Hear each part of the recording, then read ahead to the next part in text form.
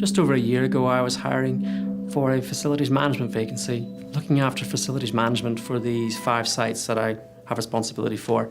I found myself talking to HR, and the idea was put to me as an option, would I consider taking on 2 people with a learning disability on a job share basis. Initially, I was kind of sceptical, believing I would have to deliver more time in terms of training and support. We've got a part to play in delivering the Olympic Games.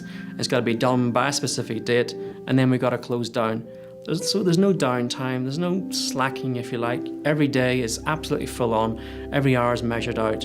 So I took on 2 young guys to work in our facilities management team in central London. If anything, I really felt a wee bit concerned, a wee bit worried. Could they handle it? Would it be too pressured for them?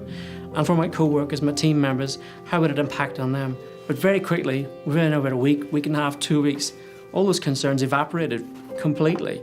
The 2 guys turned up for work, presented themselves really well, and just kind of got on with it.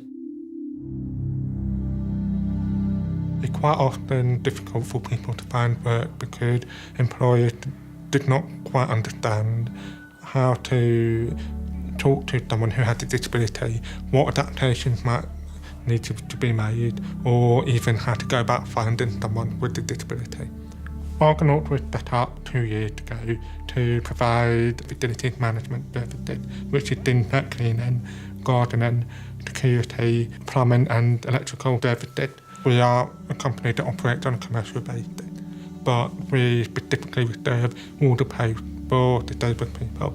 The reason for doing so is because of the barriers that disabled people have in finding work. We quite often come across disabled people who go to college, they get all of the qualifications, with plumbing for example, but they can't get the work experience part which they need to finish off their plumbing qualification. So that's where we come in and we provide that employment experience, which then means that they become fully qualified and then they work for us as a fully qualified plumber. We've currently been liaising with Shape Arts, who have been providing the Royal Opera House with our disability awareness training for a long time. And they suggested to us that we took part in the scheme whereby we employ young people with disabilities, so it's working with Shape Arts, and I think it's changed the whole sort of perspective on diversity. And there was one particular guy who stood out, and that was Theo, and we decided to take him on board in the box office. Certain people with learning disabilities can do jobs that other people would just say, oh, I'm never going to do that at all. And they can take pride in admin work a lot more than someone who would just sit down and think, oh, this is killing me and stuff. A person with learning disability might find it a lot more enjoyable. The most satisfying task I've found was stuffing the tickets into the envelopes and making sure they got to the right place, because you could get so much done in like so little time, and you're just like really pleased with yourself that they've gone all over England. Some people would say that, well, Paul, initially you give them quite easy, menial tasks. Well, I would challenge that and say, well, actually those tasks are bloody important, absolutely key to any organisation. Somebody has to do these things, and to do it with pride and a bit of smile has spin-offs, and people see this and see that pride.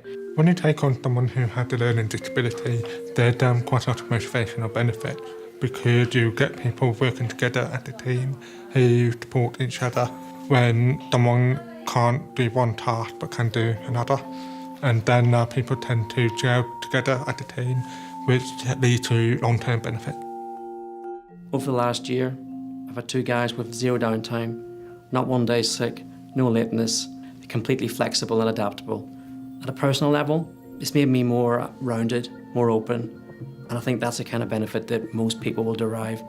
I think Theo was, he was positive, it was all new, it was a sort of a new world to him as well. He loves chatting, so he got along with everyone in the box office, and because everyone sort of sits in close proximity, it was quite lively most of the time, so I think he sort of brought a sparkle to our little department. If you take on someone with a learning disability, you have someone who's hardworking, loyal, will turn up on time, and will be able to work together with the team to really just gel people together. It will obviously enhance your corporate social responsibility, and it will make you feel good as an employer. Everyone deserves an equal chance, no matter who you are, and you shouldn't look down on someone with a learning disability. Don't diss our abilities. If other organisations have never taken on people with learning disabilities, I don't think they should have any concerns whatsoever, because at the end of the day, it's no different to employing new members of staff, because you still need to train them, you still need to give them support, and you still need to incorporate them into your organisation. And also, if you are doing it in liaison with Shape Arts, for example, there is great support there as well. Don't be put off by the perception of learning disability as some kind of issue, because it's not.